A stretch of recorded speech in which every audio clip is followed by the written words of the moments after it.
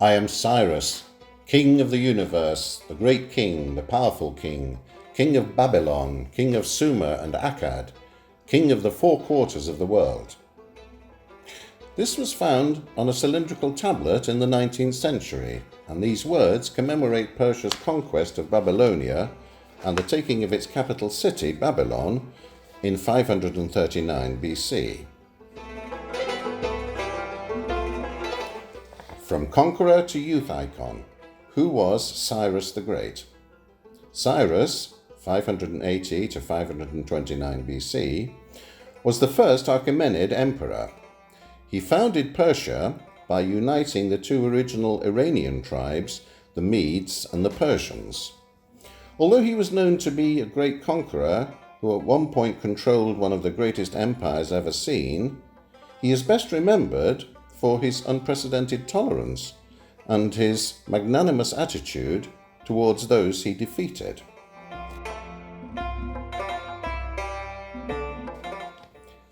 Early life. Cyrus had two sons, Cambyses II and Smerdis, who both later separately ruled Persia for a short period of time. Cyrus also had several daughters, of whom Atossa is significant, as she later married Darius the Great and was the mother of Xerxes I of Persia. After the birth of Cyrus, Astyages had a dream that his magi, or seers, interpreted as a sign that his grandson would eventually overthrow him. He then ordered his steward, Harpagus, to kill the infant. Harpagus, morally unable to kill a newborn, summoned a herdsman of the king named Mithridates and ordered him to dispose of the child. Luckily for the young boy, the herdsman took him in and raised him as his own. When Cyrus was 10 years old, Herodotus claims that it was obvious that Cyrus was not a herdsman's son, stating that his behavior was too noble. Astyages interviewed the boy and noticed that they resembled each other. Astyages ordered Harpagus to explain what had been done with the baby, and after confessing that he had not killed the boy, the king forced him to eat his own son. Astyages was more lenient with Cyrus and allowed him to return to his biological parents, Cambyses and Mandane.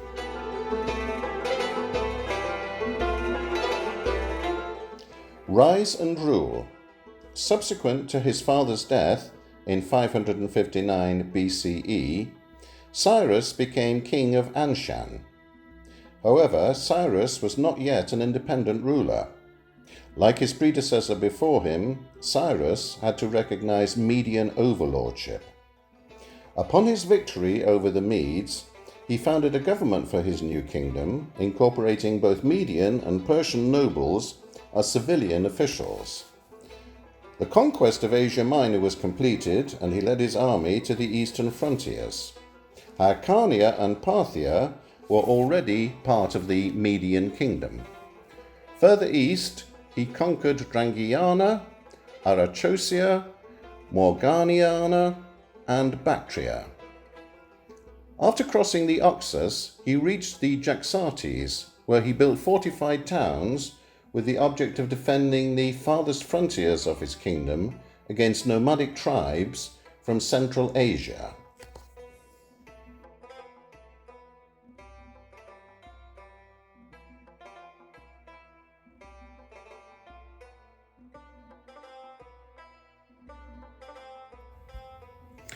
Babylonia. The victories to the east led him again to the west and sounded the hour for attack on Babylon and Egypt. Towards the end of September 539 BCE, Cyrus's armies, under the command of Gbaru, the governor of Gutium, attacked Opis on the Tigris River and defeated the Babylonians after a minor uprising by the citizens. With Opis under their power, the Persians took control of the vast canal system of Babylonia. On October the 10th, the city of Sippar was seized without a battle, with little to no resistance from the populace. Nabonidus was staying in the city at the time and soon fled to Babylon, where he had not paid a visit for several years. 2 days later, on October the 12th, Gubaru's troops entered the capital, Babylon, again without any resistance from the Babylonian armies. Herodotus explains that to accomplish this feat, the Persians diverted the Euphrates River into a canal so that the water level dropped to the height of the middle of a man's thigh, which allowed the invading forces to march directly through the riverbed to enter at night. On October the 29th, Cyrus himself entered the city of Babylon and arrested Nabonidus. When he liberated Babylon, he did so to cheers from the Jewish community, who welcomed him as a liberator. He allowed the Jews to return to the Promised Land. He showed great forbearance and respect towards the religious beliefs and cultural traditions of other races.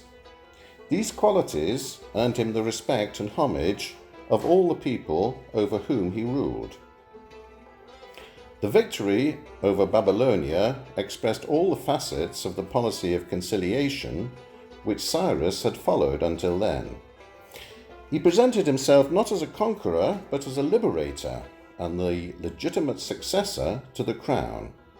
He took the title of King of Babylon and King of the land. Cyrus had no thought of forcing conquered people into a single mould, and had the wisdom to leave unchanged the institution of each kingdom he attached to the Persian crown. In 539 BCE, he allowed more than 40,000 Jews to leave Babylon and return to Palestine. This step was in line with his policy to bring peace to mankind. A new wind was blowing from the east, carrying away the cries and humility of defeated and murdered victims, extinguishing the fires of sacked cities and liberating nations from slavery. According to the Behistun inscription of Darius the Great, Cyrus's dominations must have comprised the largest empire the world had seen yet. At the end of Cyrus's rule, the Achaemenid Empire stretched from Asia Minor and Judah in the west as far as the Indus River in the east. Cyrus was upright, a great leader of men, generous and benevolent. The Hellenes, whom he conquered, regarded him as lawgiver, and the Jews as the anointed of the Lord. Prior to his death, he founded a new capital city at Pasargadae in Fars, and had established a government for his empire. He appointed a governor or satrap to represent him in each province. However, the administration, legislation, and cultural activities of each province were the responsibility of the satraps. According to Xenophon, Cyrus is also reputed to have devised the first postal system, an Achaemenid achievement. His doctrines were adopted by the future emperors of the Achaemenid dynasty.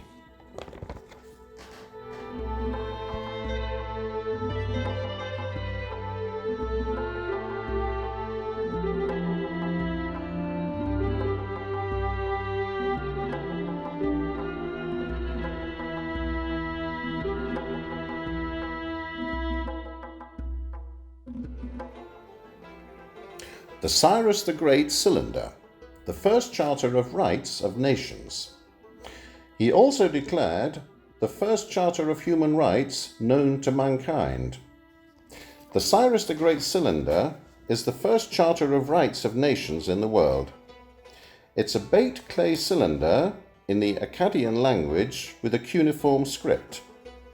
This cylinder was excavated in 1879 by the Assyrio-British archaeologist Hormuzd Rassam in the foundations of the Esagila, the Marduk Temple of Babylon, and is kept today in the British Museum in London. Cyrus the Great Cylinder in the British Museum, London. There were three main premises in the decrees of the Cyrus cylinder: the political formalization of racial, linguistic, and religious equality. Slaves and all deported peoples were to be allowed to return to home, and all destroyed temples were to be restored. Legacy. Cyrus was distinguished equally as a statesman and as a soldier. By pursuing a policy of generosity instead of repression, and by favouring local religions, he was able to make his newly conquered subjects into enthusiastic supporters. Due to the strong political infrastructure he created, the Achaemenid Empire endured and prospered long after his demise. Iran has a rich history stretching back over 2,500 years to the Achaemenid dynasty, 559 to 330 BC. Cyrus the Great and Achaemenid successor kings have for centuries been regarded by Iranians as heroic figures, men who created an empire built on tolerance and respect for all.